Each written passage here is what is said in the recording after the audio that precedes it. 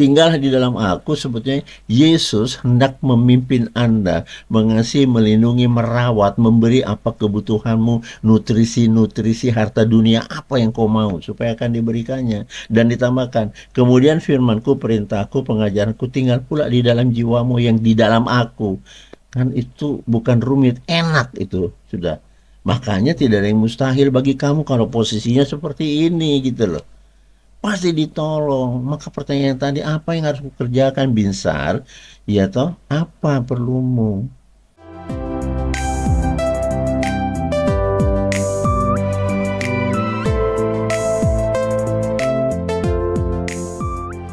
Bapak Ibu Saudara, kita bertemu lagi, tetap dalam sukacita, ya. Yang saya akan paparkan sekarang di sini ada kepastian dari Yesus menolong umatnya. Apapun kondisimu, siapapun kamu, seperti apapun keadaanmu, seperti ruwet apapun masalahmu, apalah itu semua, karena kita miliknya, ya. Kita diciptakan, berarti kita miliknya. Adapun yang dikatakan bahwa jika kita tidak kudus, Allah berkata kita bukan miliknya. Kuduslah engkau, karena aku kudus. Dan supaya menjadi milikku, maka kita diminta kudus. Saudara, saya tidak ke tempat yang pelik-pelik, yang biasa saja. Maksudnya begini, tidak usah repot-repot, tidak usah terlalu ribet mikirnya. Sederhananya begini, berserahlah engkau kepada Allah. Berserah, bukan menyerah. Kalau saudara menyerah, sekarang posisi Anda itu sedang menjadi musuh dari Tuhan. Mending berserah. Berserah kepada Allah, berserahlah kepada Yesus, percayalah kepada Allah, percayalah kepada Yesus. Kan gitu ya Bapak Ibu Saudara. Jadi supaya enak kita mulai ngebahasnya. Topiknya pada saat ini adalah Yesus pasti menolong saudara, pasti menolong saya. Nah, kata pasti ini harus punya dasar Bapak Ibu Saudara. Nah, coba satu-satu akan kita kupas ya, teman-teman ya. Yesus mengakui di dalam firman-Nya berkata demikian. Mari kita dengar Yohanes 10:38.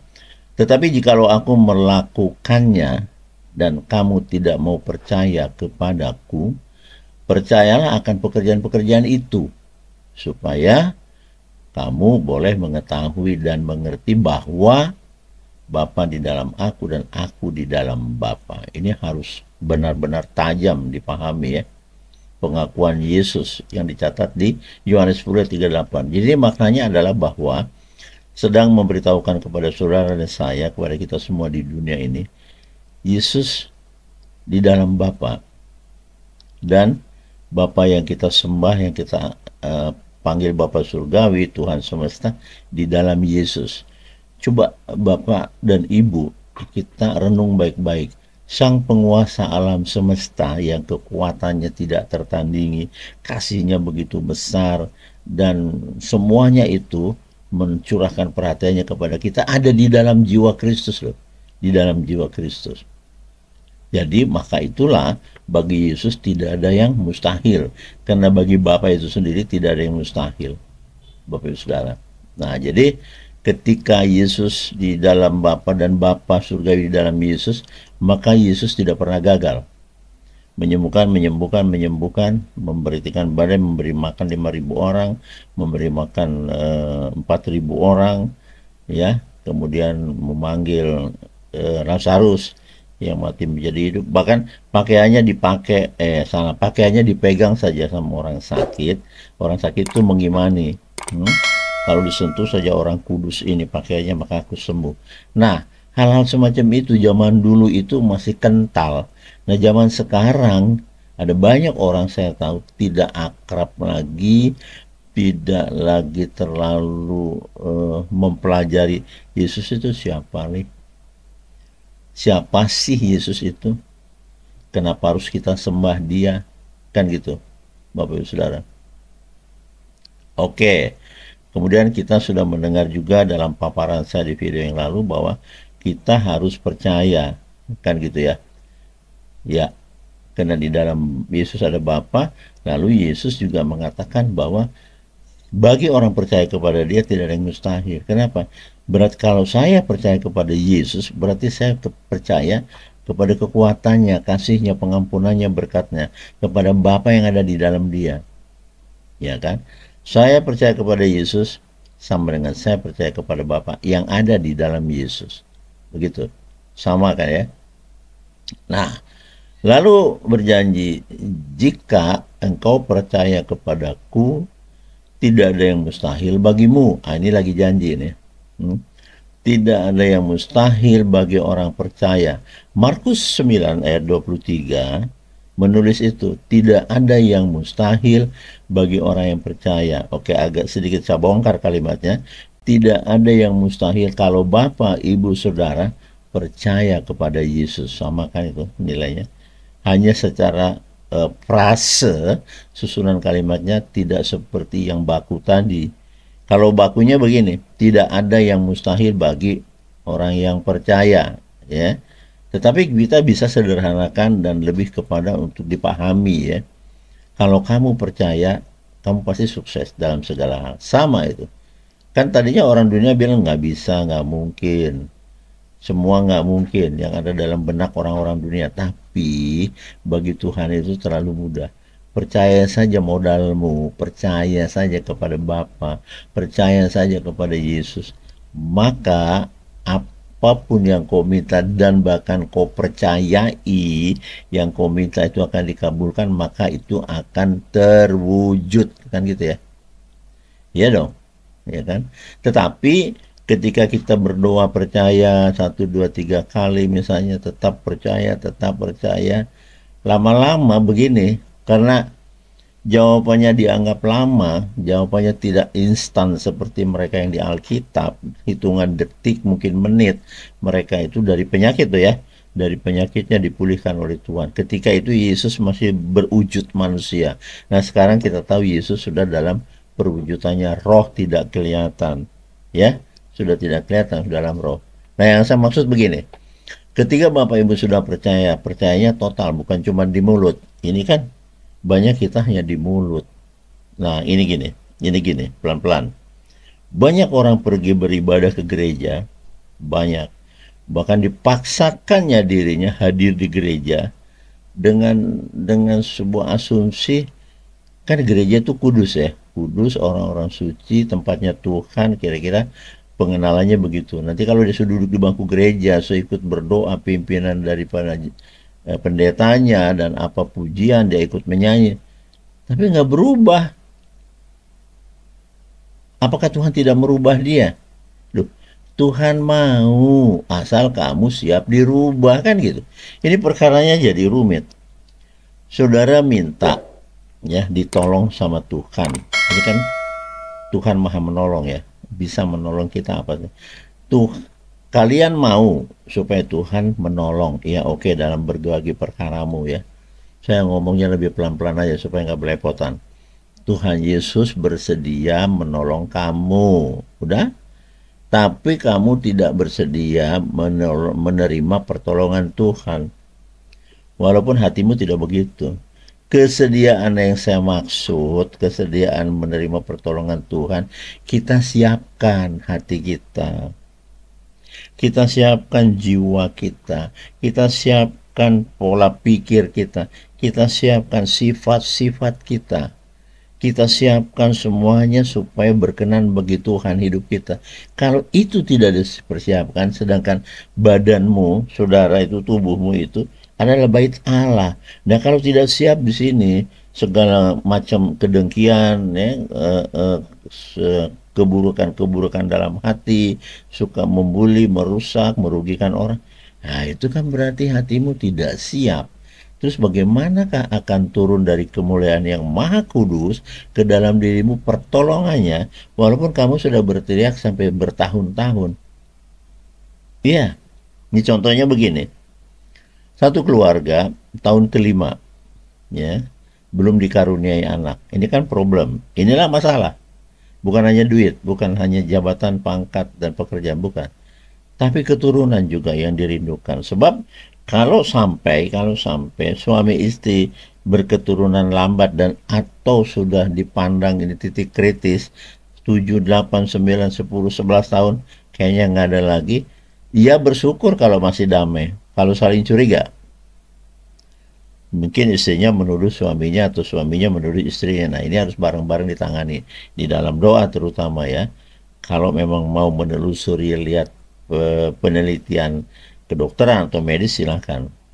Nah, Bapak Ibu bisa akan mengunjungi dokter terkait ya, ahli obstetri, ya ahli kandungan. Bapak Ibu sudah paham itu. Tetapi di dalam penantian ini kan sudah gedebak-gedebuk, apa? Sudah mulai gelisah ya.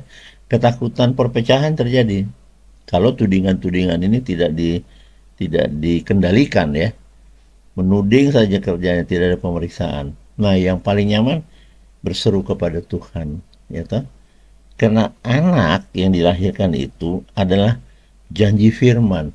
Penuhilah seluruh bumi atau dunia dengan keturunanmu, wahai perempuan, kan gitu. Oleh sebab itulah perempuan di dalamnya itu ada alat yang namanya rahim. Laki-laki nggak punya. Saya belum pernah dengar seorang bapak melahirkan anak. Enggak, harus seorang perempuan atau ibu gitu ya. Nah, oke. Ketika mereka sekian tahun tidak juga dikaruniai, satu kali mereka datang kepada saya, kepada kami di lembaga rumah doa ini. Nah, sebelum juga kita berdoa, harus dibangkitkan gairah orang ini. Suami dan istri diberikan dulu masukan singkat ya. Cepat, cepatnya bukan 5 menit. Tapi paling tidak kan tidak 2 hari disampaikan pesan-pesan. Kalau Anda itu, perempuan itu semuanya harus memperanakan karena perintah Tuhan dalam firman-Nya, penuhi dunia. Nah, kalau ini sampai tidak terjadi, nah itu dia. Di manakah masalah ini nyangkutnya? Apa Tuhan sudah mengubah pola? Apakah firman itu sudah berubah seperti peraturan pemerintah, keputusan presiden, undang-undang apalah itu diubah-ubah. Ini nggak bisa dirubah, sudah tetap seperti itu. Sama dengan dikatakan, kasihilah istrimu, hai kaum perempuan, setialah kepada suamimu. Jangan dirubah, jangan. Kalau terjadi di sana sini, di sana benturan karena perselingkuhan, itu Anda yang merusak hubunganmu dengan Tuhan. Kan gitu. Anak-anak, kasihi ayah ibumu, kan gitu. Sama. Nggak bisa peraturan-peraturan yang kita ngomong tadi itu bukan peraturan dunia. Kalau peraturan dunia supaya tidak dijerat undang-undang hukum pidana dan atau perdata, nah baca itu undang-undangnya, ya kan? Jadi seorang pelaku bisnis, seorang orang yang biasa-biasa berniat nakal ya, terus ngambil dan sebagainya, kalau ketangkap atas pengaduan si korban, kan akan dipanggil, dicari. Ya, DPO dulu, daftar pencarian orang, ketangkap ya, baru diadakan penelitian, interogasi dan apalah itu, sampai diketemukan nanti data-data dari omongannya bahwa benar-benar dialah yang ngambil, dialah yang merusak, dialah yang makar, dialah dan seterusnya. Nah, kalau sudah ketahuan begitu tinggal dijatuhkan hukuman. Nah, di kitab undang-undang hukum pidana, di hukum pidana itu banyak peraturan ya. Kalau terlihat gejalanya begini, hukumannya begini.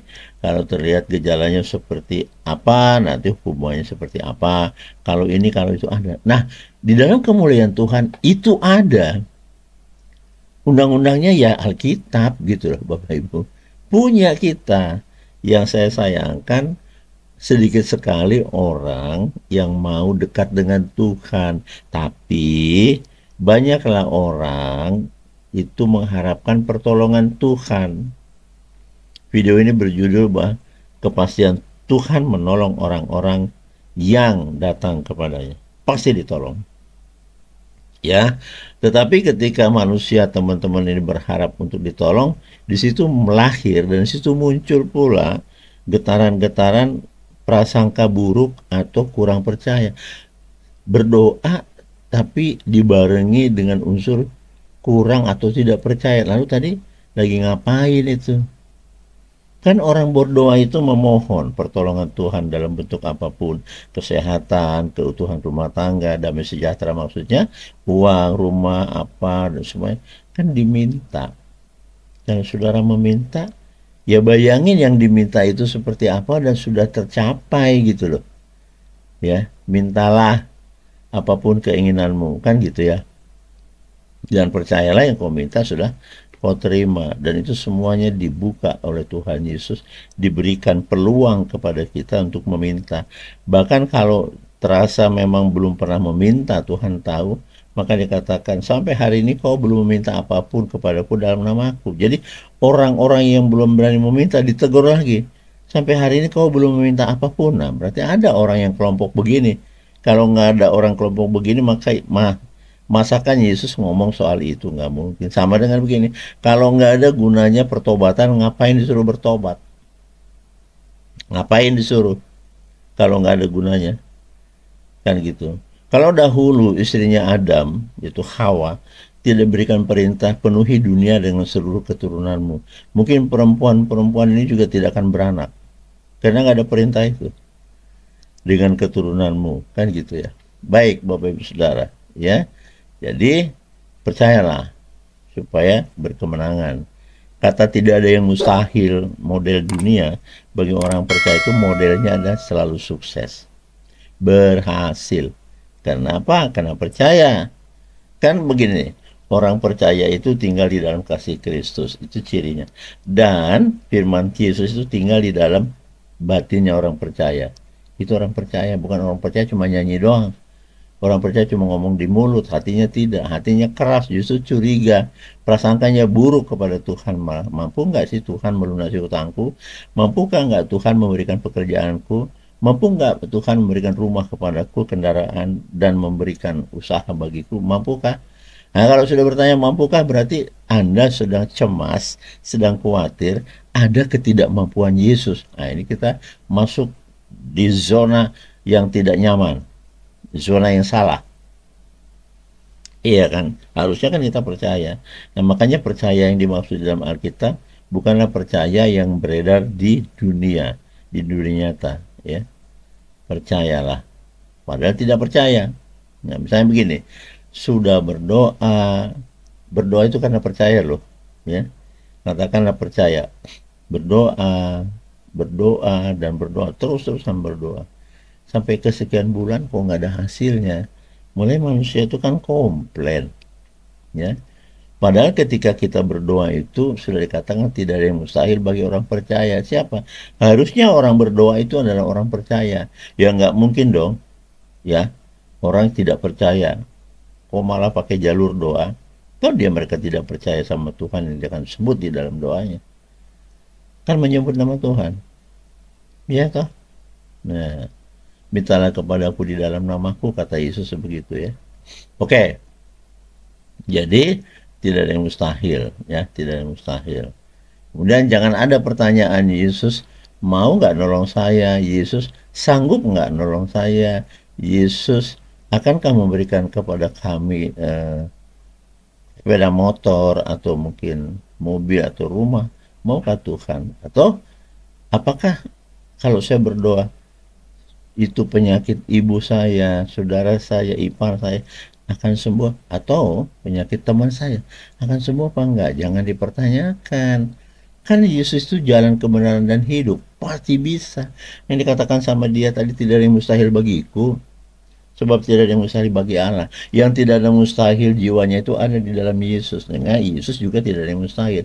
Ada nggak mendengar cerita bahwa Yesus berdoa lalu gagal? Nggak ada. Semua berhasil. Nah, ini yang tidak dirindukan teman-teman. Harusnya rindu, ya.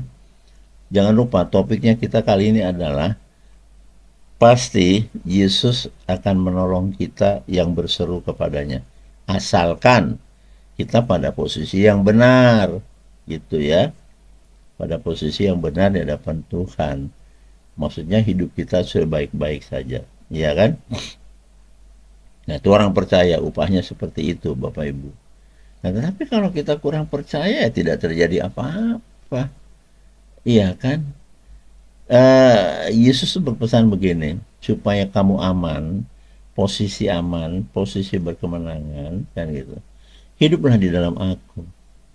Ya, disarankan supaya si Binsar hidup di dalam kemuliaan Kristus. Lalu firman, ajaran, aturan, nasihatnya hidup di dalam jiwaku. Nah, klop toh? Ya, sama dengan Yesus katakan, Bapa di dalam aku dan aku di dalam Bapa. Sekarang Yesus katakan, jika kau percaya kepadaku dan firmanku tinggal di dalam kau, engkau tinggal di dalam aku, maka bagimu tidak ada yang mustahil, itu benar. Karena yang ngomong lewat mulut kita ini adalah Roh Tuhan, ya. Yang melakukan tindakan apapun yang berkemenangan itu cirinya Tuhan menyertai dan Tuhan bertindak atas orang ini. Berarti orang ini disertai Tuhan terus-menerus. Begitu. Menghadapi berbagai hal dalam kehidupannya, Tuhan menyertai. Pasti akan tolong, pasti akan buka pintu. Bapak Ibu Saudara, Alkitab bicara tentang pasti. Pasti. Yang jelas kita hidup nih. Pasti kita mati. Nggak ada, oh kita pasti sakit. Nggak gitu. Ya. Pasti kita pulang ke rumah Bapak. Kan gitu. Dan pasti kalau sakit, Tuhan akan sembuhkan. Pasti, karena di dalam saudara ada Tuhan. Sebenarnya, ketika saya mengimani bahwa di dalam saya ada Kristus, tidak mungkin saya sakit. Tidak mungkin saya kekurangan. Karena Tuhan itu adalah kaya dan berkelebih-lebihan. Ya, itu Bapak Ibu Saudara. Jadi kalau ini tidak dipahami, masih rumit juga, pahami dulu pelan-pelan gitu loh. Ya, jadi tidak bisa instan Bapak Ibu, apalagi sejak dari muda, dari anak-anak sampai jadi pemuda sampai besar seperti ini, usianya sudah besar atau panjang, tidak pernah mau lapar, tidak pernah kepingin lebih mengenal Yesus, tidak pernah ada seperti itu keinginan. Jadi ya nggak terjadi apa-apa, ya. Bahkan ketika saya melayani seorang lewat telepon, saya bilang, surga punya Roh Kudus loh yang dijanjikan Yesus. Kelak ketika aku pulang ke rumah Bapa, maka demi nama aku akan diutus, dikirim kepadamu Roh kebenaran, yaitu Roh Kudus akan dikirim. Bapak Ibu Saudara, janjinya itu ya dan amin. Kepada kita semuanya yang dikenal oleh Tuhan, Roh Kudus itu akan dikirim. Yang menjadi persoalan adalah manusia yang hendak menerima Roh Kudus itu tidak siap atau mungkin juga menolak, ngapain, nah gitu. Gitu sudah jadi tidak terjadi apa-apa begitu loh. Ya, karena memang tidak ingin mengenal yang dikatakan oleh Tuhan, carilah kerajaan Allah lebih dahulu dan segala kebenaran firman-Nya, karena supaya mempelajari firman itu gitu loh. Kalau firman itu sendiri tidak dipelajari, padahal Alkitab di rumah saudara lebih dari 2, lalu diapakan itu Alkitab? Misalnya nggak ada gunanya. Nah, lalu kalau itu memang nggak ada gunanya, padahal itu adalah firman Tuhan itu sendiri, lalu kita juga dipandang tidak ada gunanya dalam hidup. Nah gitu ya Bapak Ibu Saudara. Jadi tetap fokus, ya. Topiknya ini adalah Tuhan Yesus pasti tolong. Pasti. Namun kita harus merubah diri kita dulu supaya Tuhan ketika mau tolong kita dan pasti ditolong, itu telah memilih kita yang benar baginya. Kalau saya masih hidup tidak benar, tidak akan ditolong. Hidup di dalam keraguan, kekecewaan, hidup di dalam ketidakpastian, ya, seperti itu. Hidup memang bernapas, tetapi tidak ada pernyataan Yesus karena tidak pernah percaya benar-benar.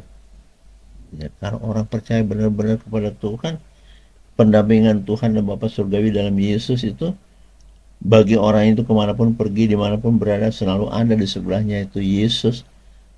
Ya, tentu saja terpelihara, takut semua orang. Ya, karena kalau ada iblis atau setan di sebuah pribadi di sebelah kita duduk, dia tahu loh. Setan itu tahu di dalam orang-orang benar, orang percaya ada firman Tuhan. Artinya orang ini hidup di dalam kasih Yesus dan kemudian setelah hidup di dalam kasih-Nya, kasih Yesus melalui firman tinggal pula dan hidup di dalam orang ini. Nah, itu yang berkemenangan setiap saat Bapak Ibu Saudara. Ya. Nah, oke. Jadi kita sudah tahu ya.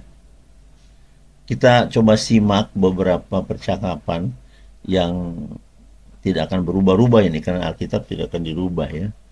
Di dalam Matius 20 ayat 32 tertulis begini. Tuhan Yesus berhenti dan memanggil mereka. Dia berkata, apa yang kamu kehendaki supaya aku perbuat? Ini kasus ketika itu orang buta yang menghampiri dan berteriak-teriak, Yesus, Yesus, Yesus Tuhan. Teriaknya makin besar, yang mengganggu sesama mereka yang di pinggir jalan. Tetapi dia tetap ngotot bahwa Yesus pasti melihat kepada saya. Benar, ketika dipanggil ditanyakan, apa tadi? Apa yang kamu kehendaki supaya aku perbuat? Ya, di dalam Matius 20:32. Di dalam Markus 10:51 lebih panjang dikatakan begini. Tanya Yesus kepadanya. Yesus sebagai pelaku ya. Apa yang kau kehendaki supaya aku perbuat bagimu? Kalimat pertanyaannya sama, mungkin versinya yang berbeda. Kalimatnya sama. Jawab orang buta itu. Nah, ternyata orang buta yang dihadapi, Rabuni, guru, supaya aku dapat melihat. Cuman satu. Nah, orang yang buta ini tidak menyalahkan Tuhan. Kenapa Tuhan bikin saya buta? Enggak. Cuman aku mau dipulihkan Tuhan. Coba itu. Ya. Apa yang kau kehendaki supaya aku perbuat? Ini kan suara pelayan ya.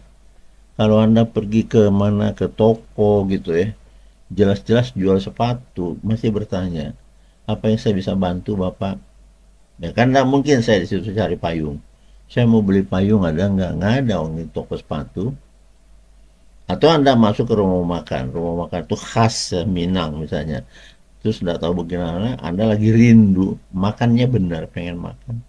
Tapi ada sesuatu yang tidak ada dikelola di rumah makan itu. Misalnya apa? Minta tahu telur dong. Nah, itu sudah tidak ada itu. Ya, ya secara spesifik kita masuk di rumah makan Padang misalnya. Ya yang ada yang menunya yang dibuat oleh orang Padang.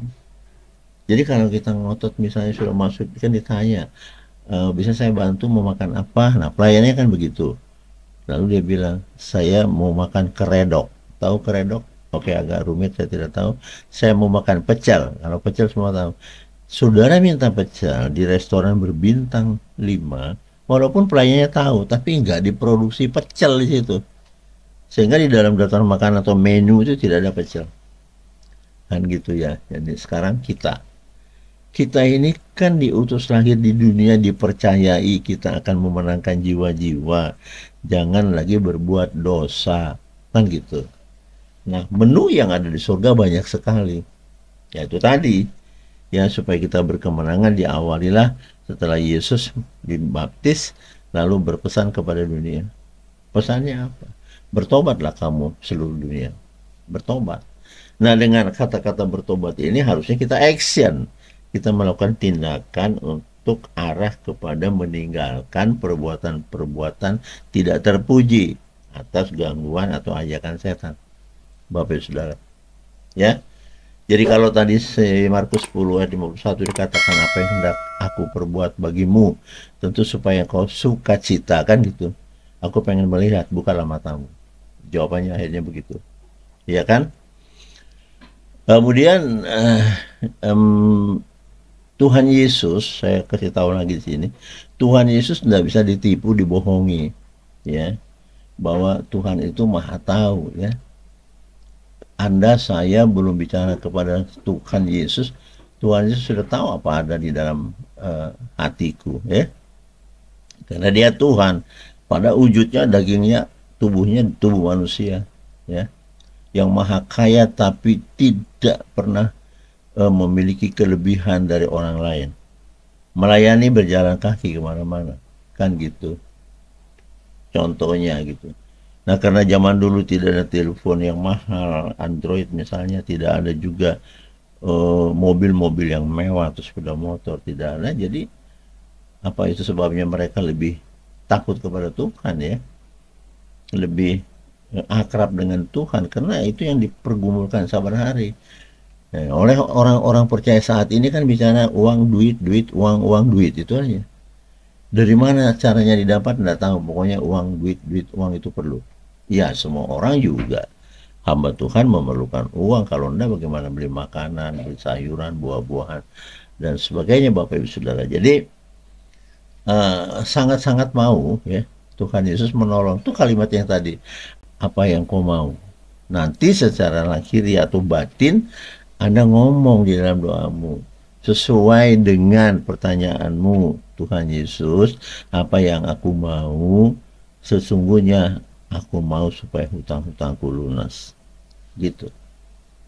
Kalau mau menyebut jumlahnya silakan, tidak juga silakan. Toh Tuhan tahu. Kan gitu, berapa hutang sisamu, asal tidak bohong-bohong. Kalau ada bohong-bohong lagi, ya Tuhan akan semakin murka. Kok dibohong-bohongin gitu loh. Ya Bapak Ibu Saudara. Jadi jadilah orang percaya supaya Tuhan mau tolong. Orang percaya itu hidup di dalam Tuhan dan firman-Nya hidup di dalam engkau. Ya kan? Lalu dipelajari semua seperti saya katakan tadi. Sebenarnya ketika saya berdoa kepada Tuhan membawa nama kalian satu persatu, ditanya siapa itu Binsar yang kau bawa di Maluku, yang kau bawa dari Irian, yang kau bawa dari Malaysia dan Hong Kong, yang kau bawa dari mana ini, Bandung misalnya, atau yang kau bawa nama itu misalnya dari Jogja atau Medan. Kan saya dipertanyakan itu, siapa ini Binsar? Jadi saya harus ngomong, engkau yang maha tahu, karena itu dia mereka pribadi ciptaanmu. Cuman jika engkau berkenan, hutangnya tinggal 59 juta Tuhan. Hutangnya tinggal sedikit. Mari kami sandarkan semua permohonan ini kepadamu di dalam nama Yesus. Ya, kasusnya orang ini yang tinggal di sana gitu ya.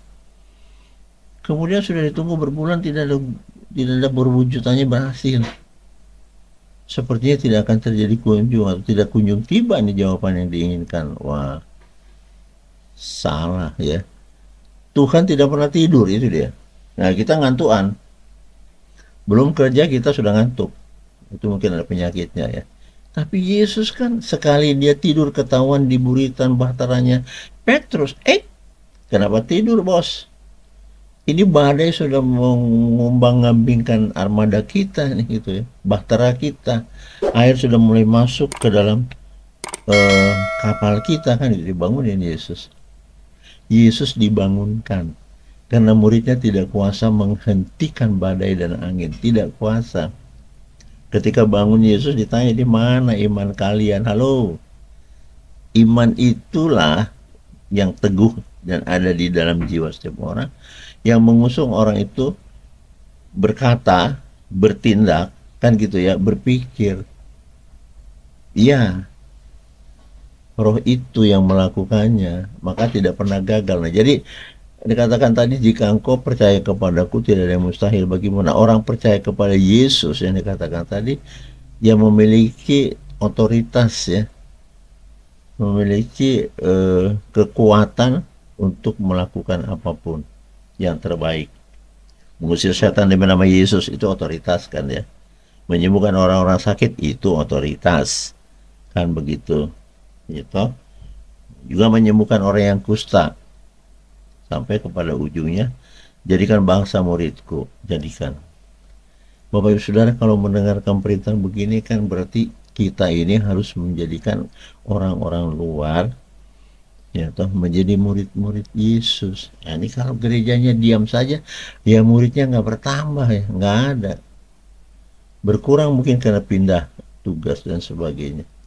Jadi selaku orang dunia saya ngomong ini kepada Anda, kalau saya bisa mengerti, saya harap Bapak Ibu juga bisa mengerti, supaya apa yang dikatakan Yesus itu bermanfaat dan menjadi berkat di dalam kehidupanmu, gitu loh. Kalau manusia tidak mau berubah, ya tidak berubah, namanya ya sudah begitu. Posisi terus berdosa, kan gitu. Jadi dosanya tidak diampuni. Semakin berbahaya di dalam alur kehidupannya, begitu ya, Bapak Ibu. Jadi, mari saya teruskan. Nah, kalau tadi saya katakan topiknya ya, bahwa Yesus itu sangat mau, ya, sangat mau dan pasti menolong saudara dan saya, ya. Walaupun kita lihat seperti tadi misalnya hutangmu 777 juta ya toh, atau 750 juta, ya itu mudah sekali ya dibayar sama Yesus karena dia maha kaya. Dan jangan tanya begini, Tuhan misalnya gini ya, berikan kepadaku pekerjaan supaya aku bisa membayar hutang-hutangku. Saudara dengerin baik-baik, saya ulang. Kalau doanya begini, Tuhan Yesus, aku percaya kepadamu, Berikanlah kepadaku pekerjaan supaya ada penghasilanku.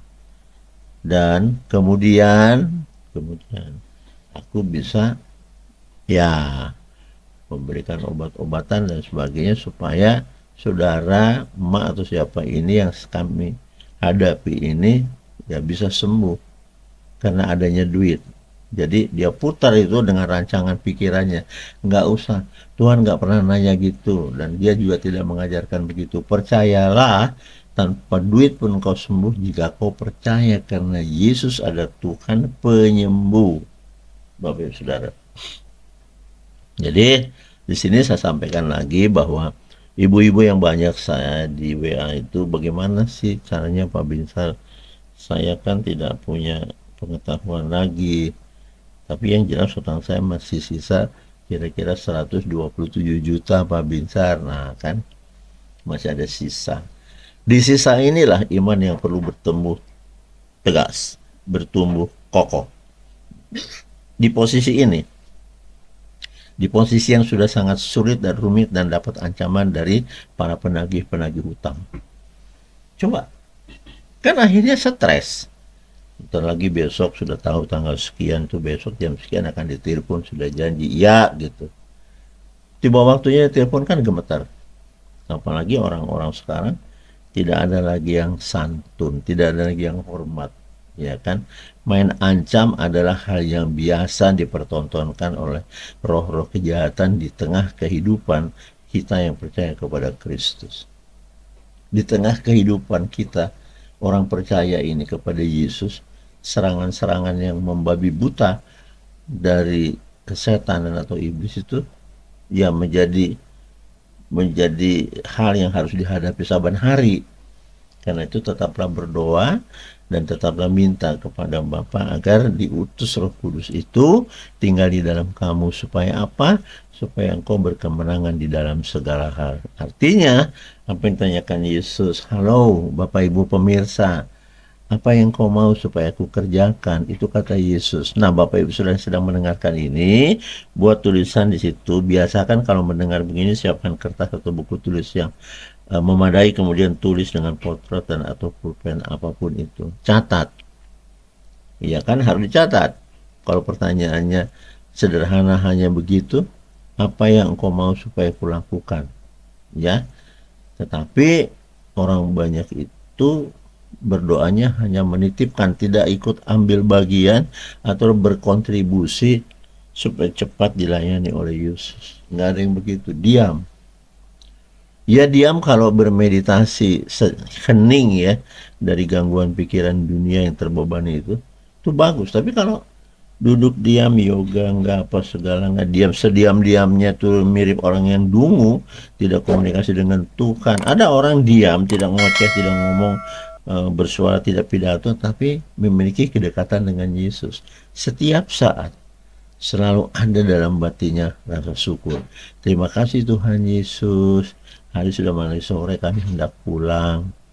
Pimpin kami Tuhan Yesus sampai di rumah dan kami akan menyembah-Mu Tuhan. Nah kayak gitu Bapak Ibu Saudara. Jadi tetaplah percaya kepada apa yang dikatakan Yesus, sebab hanya dengan demikian saja kita menjadi orang yang super power, ya. Tidak ada mustahil bagimu karena sudah dijamin itu. Ya, gitu ya Bapak Ibu Saudara. Jadi bersukacitalah dan pelajarilah pelan-pelan apa yang disampaikan oleh Kristus kepada saudara dan saya. Nah, ini kan kita pertemuan di dalam YouTube ya, di layar. Tapi kalau Anda punya gereja beribadah setiap hari Minggu, tanyakan kepada hamba Tuhan di situ apa yang harus dilakukan dalam rangka permintaan seperti apa gitu. Buat saya minta seperti hubungan kita dengan Bapa lah. Ya, kita minta dengan sopan. Jangan ngomong kepada Tuhan tidak sopan, lebih sopan kepada orang dunia, keliru. Karena kamu bukan harta dunia, bukan, tapi harta surgawi yang diutus ke atas dunia. Tapi di dunia ini sudah banyak sekali orang-orang jahat. Jadi hampir setiap hari kejahatannya itu bekerja. Kejahatan hati manusia itu bekerja. Kok bukannya sirna, bukannya hapus, malah bekerja. Bapak Ibu Saudara. Ya. Jadi berhati-hati, karena Tuhan Yesus itu melihat iman saudara, dan Tuhan Yesus itu juga mengetahui isi hati kita semua. Saya akan sampaikan di sini apa yang dikatakan melihat ya. Matius 9 ayat 2. Demikian tertulis. Maka dibawa oranglah kepadanya seorang lumpuh yang terbaring di tempat tidurnya, dibawa orang ya. Berarti digotong nih orang ya. Ketika Yesus melihat iman mereka, saya garis bawahi, ketika Yesus melihat iman mereka yang datang kepadanya, toh yang meminta pertolongan supaya Yesus menjamah sahabatnya yang sedang sakit itu, ditandu, dibawa gitu ya. Nah, di dalam Markus 9 ayat 2 dikatakan kata begini, ketika Yesus melihat iman mereka, berkatalah ia kepada yang lumpuh itu, kepada yang dibawa teman-temannya itu, berkata langsung, percayalah hai anakku, dosamu sudah diampuni. Ini enak sekali ya, tidak melalui lembaga atau pintu masuknya pertobatan, enggak. Lalu Yesus katakan, ya kalau kamu mau melihat, ya buka saja matamu, kan gitu. Dan percayalah hai anak-anakku yang sudah dipulihkan, itu pertanda dosamu telah diampuni. Orang sakit, orang lumpuh, orang bungkuk, semua orang yang sakitnya bermacam oleh Yesus ditangani dengan sempurna. Lalu keluarlah kata-kata seperti itu, karena percayalah anakku, dosamu telah diampuni. Perkataan yang mengatakan percayalah dosamu sudah diampuni, harus percaya. Jangan masa sih, apa iya sih kayak gitu. Sudah bertambah rusak, bukan bertambah baik. Karena Yesus disangkakan tidak mau menjawab, disangka tidak juga mau memperlihatkan sikap kasih yang dijanjikannya. Nah itu kan tidak begitu ya. Yesus tetap dalam posisi yang benar dan menang. Kita ini yang harus melengkapi hal-hal yang dibutuhkan dalam jiwa dan dalam batin ini supaya diterima oleh Tuhan. Kan itu. Kalau kehidupan kita ini tidak diterima oleh Tuhan, lalu jadi mau apa kita, kan gitu. Itu dia Bapak Ibu. Ya. Jadi sudah Yesus bersiap-siap mengajukan pertanyaan, apa yang harus kulakukan supaya engkau sukacita? Nah itu pasti dilakukan. Apa yang harus ku perbuat? Setelah kita ngomong, Tuhan saya perlu keturunan, saya perlu utang saya lunas. Lalu Tuhan membuat mensikapinya semua sesuai dengan permintaan masing-masing. Nggak kesasar. Masa roh kesasar? Nggak pernah, Bapak Ibu Saudara. Jadi saya berharap menonton video ini walaupun hanya beberapa menit, bersukacitalah, karena ternyata Tuhan saudara dan Tuhan saya sangat merindukan kita di dalam naungan kita, di dalam pembelaan kita, di dalam pengampunan dosa-dosa kita. Itu dasar, sangat dasar ya. Sekali lagi hati-hati, Tuhan Yesus mampu melihat iman saudara dan juga mengetahui isi hatimu. Jahat-jahatkah semua? Ya, tahu Tuhan. Oleh karena itu tidak bisa Tuhan dibohongin ya, tidak bisa. Bapak Ibu Saudara, nah, jadi kalau konsep kita sudah berubah ya, mindset cara berpikir kita tentang Tuhan dalam hidup sebagai penolong itu pasti dilakukan. Masa sudah tidak sukacita? Sukacita lah ya, karena Tuhan siap menolong seperti yang tadi. Itu satu bukti. Ada bukti-buktinya seperti itu yang ya diterima oleh mereka. Bahkan mereka diberikan kalimat yang cukup ampuh, percayalah anakku, dosamu sudah diampuni. Ya, tidak ada penyakit yang pergi, penyakit yang kalah tanpa doa, nggak bisa. Dia bercokol terus di situ. Kalau nggak diusir dari situ, maka Yesus mengatakan, usirlah semua setan demi nama aku. Mana setan di tetanggamu? Iya boleh. Yang ada di kota Madia, di kabupatenmu? Iya boleh. Yang ada di negaramu? Iya. Itu tugas. Dan yang ada dimanapun di atas bumi, tugas saudara dan saya mengusir kuasa-kuasa setan atau kuasa gelap itu, mengusir demi nama Yesus ya, demi. Saya sudah sampaikan kepada teman-teman baik secara langsung ya face to face maupun pakai alat-alat telepon WA dan sebagainya.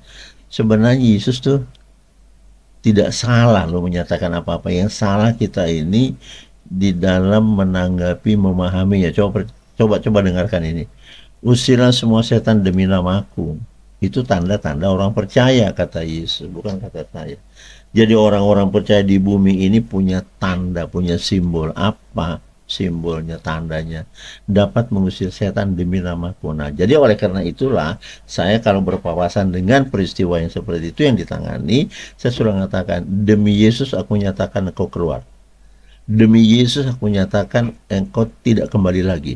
Demi Yesus aku nyatakan lepaskan cengkeramanmu pada jiwa orang ini. Karena Yesus mengatakan usirlah dia dalam namaku, demi namaku. Iya kan? Tetapi dalam hal meminta apa-apa yang lain-lain nggak ada demi. Dalam. Mintalah kepadaku apa yang kau inginkan itu di dalam namaku. Jadi misalnya begini, saya berdoa, Tuhan saya memerlukan sebuah kendaraan ya, yang fungsinya sangat besar dalam pelayanan ini supaya bisa mengangkut orang-orang yang sesuai kapasitas kendaraannya. Ya tentu bukan mobil ngangkut 2 orang ya, mungkin seperti Kijang atau seperti Alphard, apalah yang bisa mengangkut 10 atau 12 orang. Ya kan, untuk pelayanan, bukan untuk happy-happy jalan-jalan, bukan. Nah, hal ini nggak bisa dimanipulasi. Minta aja seolah-olah Tuhan untuk pelayanan kami perlu kendaraan sepanjang misalnya mobil Kijang, sepanjang mobil apalah yang panjang ya, minibus. Tapi sebetulnya batinnya pengen untuk jalan-jalan, ketahuan. Nggak bisa. Itu sebab nggak jadi dikirim karena hati kita jahat. Itu dia. Hati-hati.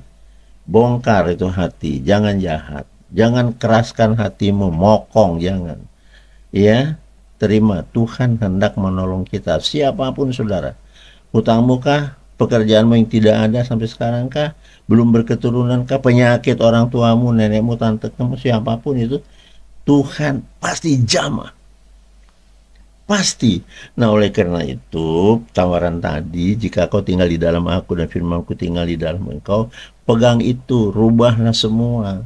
Tinggallah di dalam Kristus. Kalau Bapak Ibu sudah dengan sadar mulai tinggal di dalam kasih Tuhan, Anda tinggal di dalam, Anda tidak bisa melakukan tindakan apapun membabi buta dan brutal karena Anda di dalam sang pemilik hidup. Anda di dalam seperti bayi itu di dalam rahim emaknya. Iya kan? Ya, jadi apa yang dilakukan emaknya itu untuk kepentingan bayinya karena di dalam dibela-belain. Kalau itu supaya bisa makan cukup nutrisinya, dipilih makanan baby itu, baby food itu apa saja, vitamin apa, dan kontrol kepada dokter anak dan sebagainya. Itu kan dirawat. Jadi kalau dikatakan tinggal di dalam aku, sebetulnya Yesus hendak memimpin Anda, mengasihi, melindungi, merawat, memberi apa kebutuhanmu, nutrisi, harta dunia, apa yang kau mau, supaya akan diberikannya. Dan ditambahkan, kemudian firmanku, perintahku, pengajaranku tinggal pula di dalam jiwamu yang di dalam aku. Kan itu bukan rumit, enak itu sudah. Makanya tidak ada yang mustahil bagi kamu kalau posisinya seperti ini gitu loh. Pasti ditolong. Maka pertanyaan tadi, apa yang harus kukerjakan Binsar? Ya toh, apa perlumu? Ya kalau memang menginginkan ABC, bilang Tuhan saya mau ABC, tegas-tegas gitu Bapak Ibu. Nah oleh karena itu pada video yang lalu saya katakan iman memerlukan keberanian, berani meminta, jujur, tulus, benar, ya nggak bohong-bohong mintanya, tidak dimanipulasi. Kita bicara ke surga dengan kejujuran, bukan hoak gitu loh. Ya jangan coba-coba bohong di hadapan Tuhan. Nanti ya tambah tidak benar hidupmu sampai kepada keturunanmu, yaitu akan terjadi seperti itu, Bapak Ibu Saudara. Ya. Jadi saya ingatkan, baik-baiklah ciptakan hubunganmu dengan Tuhan Yesus. Karena Yesus juga berkata, tidak ada satu orang pun di antara kamu yang nonton dan saya kalau tidak ada sampai ke kemuliaan Bapa di surga kalau tidak melalui aku. Nah, kita harus mengenal Yesus dengan benar. Baru kita akan sampai kepada kemuliaannya. Kenapa? Nah, yang mau kita tujukan Bapa Allah, Bapa Surgawi ada di dalam Yesus loh. Nggak jauh-jauh. Kan nyaman ya ketika diberitahukan. Tidakkah saudara tahu bahwa di dalam aku ada Bapa? Jadi kalau mau menghubungi Bapakku, hubungi aku. Maka dikatakan tidak ada satupun sampai kepada Bapakku kalau tidak melalui aku. Bentengnya di situ. Ya, kalau organisasi dunia itu saya umpamakan seperti itu, hendak menghadap siapapun, pimpinan kayak apa, organisasi kayak, Anda akan diarahkan ke sekretariat. Ya, ada keperluanmu gini dengan organisasi itu, sekretariat kami di Jalan Raja Wali nomor 37, hubungi sekretariat. Nanti sekretariatlah yang akan mengelola kebutuhanmu kepada pimpinan dari organisasi itu. Di situ sekretaris itu gunanya. Nah, Yesus sudah berkata tidak ada satupun sampai pada kerajaan Bapa kalau tidak melalui aku. Apa fungsinya di situ? Yesus menjadi filter. Benarkah orang ini apa tidak? Tidak semua disampaikan kepada Bapa yang maha luhur, nggak bisa. Dicegat di situ, di portal di situ. Kenali aku dulu, kenali saya. Kan gitu. Nah, kalau sudah akrab dengan dia, kalau kita sudah akrab dengan Yesus, ini ada istilah di luar sekarang yang lagi rame, ordal, orang dalam. Jadi Yesus kan orang surga. Iya dong, yang sekarang lagi rame-rame di media, di mana sosmed orang-orang, kalau nggak ada ordal, orang dalam, Anda susah jadi PNS misalnya. Kalau Anda mau melamar di perusahaan sana, BUMN, apapun itu, kalau ordal di situ yang berpengaruh, Anda tidak kenal, Anda nggak akan bisa masuk, sudahlah. Iya kan? Kalaupun bisa masuk, fulus digedein. Nah, itu dunia, main fulus, duit, ya kan? Di surga nggak kenal duit. Sudahlah, jangan. Tuhan Yesus pasti tolong kalau hatimu baik dan imanmu benar walaupun sebesar biji sesawi. Tuhan pasti tolong. Tapi ada benih di situ, percaya kepadanya 100%, kendati pun kecil seperti perempuan itu, jika aku pegang aku sembuh. Nah, sekarang sebetulnya persoalannya begini. Kalaupun dikatakan tadi apa keinginanmu supaya aku lakukan. Sekarang pertanyaan saya kepada Bapak Ibu Saudara begini, Yesus itu siapa sih? Putra Allah, betul. Dia bagian dari Trinitas, betul. Jadi mereka bersatu kesatuan, Allah Bapa, Allah Putra, Allah Roh Kudus.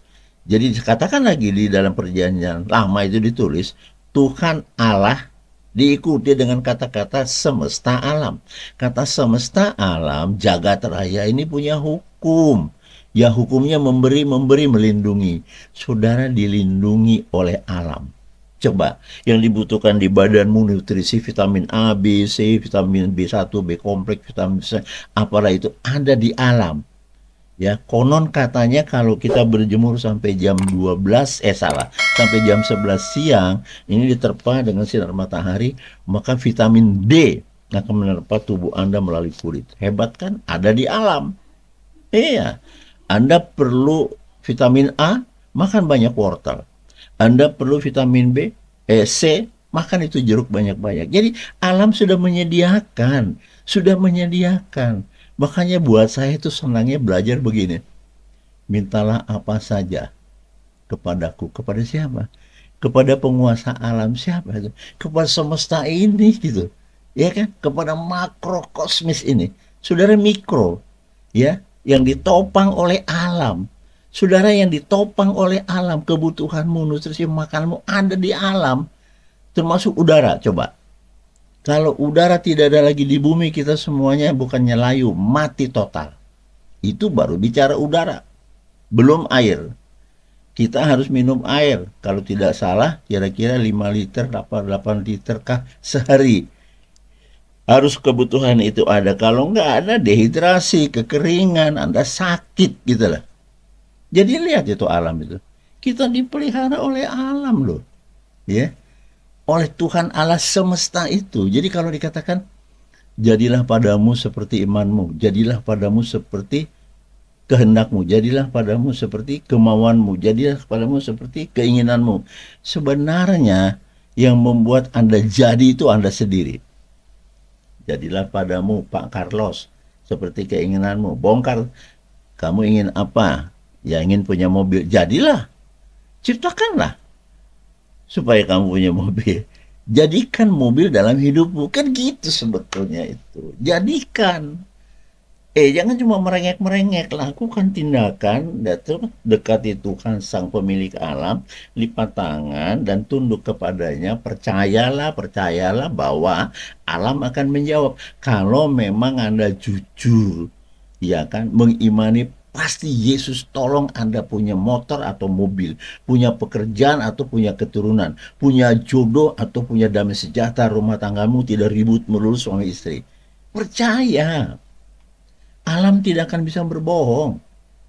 Iya kan? Bahkan begini, kalau Anda di dalam hatimu, di bawah sadarmu ini, memiliki sesuatu yang buruk, kecemasan yang buruk, cemas apa lagi namanya? Selamanya, ya, ya cemas, gelisah, ya, gelisah. Anda gelisah, kegelisahan itu akan terjadi kalau Anda tidak membunuh kegelisahan itu. Matikan kegelisahan. Iya kan? Sama dengan begini, Tuhan, tolong Tuhan, bla bla bla Tuhan, yang baik-baik diminta ya. Saya minta pekerjaan Tuhan, begini, Tuhan berdoa terus sampai 5 bulan, 7 bulan, setahun. Kok nggak ada yang diberi? Rupanya setelah saya telisik orang ini, di samping berdoa terus sampai setahun setengah nggak dikasih kerja, di selah-selah waktu dia dikatakan percaya, muncul kegelisahan hatinya sekian persen. Muncul kekhawatiran dan kecemasannya, seolah-olah Yesus tidak sanggup memberikan pekerjaan kepadamu, padahal dia bertanya, apa yang ingin kau supaya aku lakukan? Apa yang kau mau supaya aku perbuat? Tuhan, saya mau punya pekerjaan. Sudah, ya mintalah kepadaku. Kan gitu. Kan sudah disampaikan, Tuhan pasti lakukan. Gak mungkin bohong. Nggak mungkin, saudara. Ya, pasti digenapi. Yang dikatakan di Alkitab, pembohong itu iblis. Jadi kalau Anda hidupmu suka berbohong, siapa di antaramu saya tidak tahu, berarti Bapak pembohong. Bapak yang kau sembah itu iblis. Dan pasukan-pasukan kalian itu setan-setan kejahatan. Tapi kalau Bapak kita yang Maha Kudus di surga, nggak mungkin bohong. Kita ngomong selalu kebenaran, seperti yang akan Yesus, akulah jalan kebenaran dan hidup, yang dia ngomongnya semua yang baik. Itu Bapak kita, Bapak surgawi. Karena yang keluar, yang kita teruskan dari mulut kita, dari hati kita, itu semuanya kebaikan-kebaikan, kemurahan-kemurahan, pertolongan-pertolongan, berbagi-berbagi, memberi-memberi, bersedekah. Akhirnya baik. Bukan mencuri, bukan mencopet, bukan merusak, bukan menghancurkan. No. Berarti Bapak kita adalah Bapak di surga yang ada di dalam Yesus, begitu. Tapi kalau kebohongan toh setiap hari, sampai orang kadang-kadang bicara tidak sadar, om, tante, saya mau jujur hari ini, mau cerita. Berarti kemarin 2 jam yang lalu, 3 jam yang lalu, setengah hari yang kemarin, dia pembohong. Sampai di depan dikatakan, om, percaya dia sama saya, om. Ya tante ya, saya kan begini, saya jujur. Bolak-balik kata jujur, disuruhnya pula yang dengar tuh percayalah kepada saya, tante, berarti dia seorang pembohong. Paham gak? Kalau dia seorang yang benar, nggak mungkin diamali dengan kata-kata percayalah. Dipaksanya kita harus percaya. Padahal dikatakan percaya pun, di situ dia manipulasi berita itu tetap berita hoax. Tetap berita bohong. Tapi dibungkus dengan kata-kata awal, percaya deh. Nah, itu. Gimana? Orang Alkitab sudah ngomong kok, dunia ini sudah seluruhnya dikuasai setan. Iblis berkuasa di situ. Tinggal kita bisa menang apa enggak. Kemenangan saudara dan saya, kalau kita tinggal di dalam kasih Kristus, maka Yesus akan membela saudara, membela, melindungi, memberkati, mengasihi, mengampuni. Itu dia kemenangannya. Ya, tetapi kenapa banyak orang tidak mau setia kepada Tuhan? Karena nggak instan, saudara. Ya, kita dipengaruhi mie instan. Sedikit-sedikit maunya kalau sekarang didoakan, Pak, saya kan udah berdoa, kan udah 3 bulan nih, kenapa nggak lunas? Pak, saya sudah berdoa, ibu saya kan sakit, kok nggak lunas? Kok nggak sembuh? Pak, saya sudah begini kan, sudah 2-3 tahun berdoa, katanya kalau berdoa terus, Pak, nanti Tuhan bukakan rahim istri saya. Teman. Kenapa? Periksa dirimu. Itu aja pesan saya. Kalau diri saudara, pribadi saudara tidak tertarik surgawi, tidak bergeming surga karena tidak nyaman, tidak berkenan. Bagaimana kalau tidak berkenan, saudara, akan dijawab orang mereka yang minta ini masih kotor, Ya, hatinya yang dilihat tadi kan, tidak bilang tadi. Itu firmannya tadi bahwa Yesus mengetahui isi hatimu. Yesus mengetahui kejahatan-kejahatanmu. Yesus tahu rancangan-rancangan burukmu. Hati-hati. Lalu dikatakan lagi, Yesus melihat imanmu. Oh, itu dia mau sembunyi kemana? Bapak Ibu. Ya, jadi judul pada video ini, Yesus pasti tolong apapun masalahmu. Apapun. Percayalah. Jangan gemeter. Ya, jangan ditambah lagi hal-hal yang menjadi dosa. Apa iya? Loh, kok apa iya? Jangan, pasti cuman yang diminta di sini kita harus sabar di dalam iman itu menantikan keputusan Tuhan, lah bukan keputusanmu. Kita nggak bisa bikin apa-apa, walaupun kita panjang umurnya serta mulia. Emang bisa dipanjangin sendiri apa? Kan nggak bisa. Makanya nggak usah terus jadi barbar dan hura-hura memperingati ulang tahun aja ngeluarin duit sampai 15-30 juta. Buat apa? Lipat tangan, thank you Jesus, terima kasih hari ini usiaku diperpanjang olehmu. Dan aku percaya ini kepercayaan dari surga untuk aku hidup di tengah dunia supaya berbuah-buah di hadiratmu. Begitu doa, jangan panjang umur. Saya nggak larang, itu sukacita orang Monggo. Tapi pernah dengar cerita, baru didoain begitu panjang umur, potong kue harganya kira-kira 3 juta, minggu depan mati. Terbukti toh? Bukan karena nyanyi panjang umurnya, lalu dia hidup jadi panjang, enggak.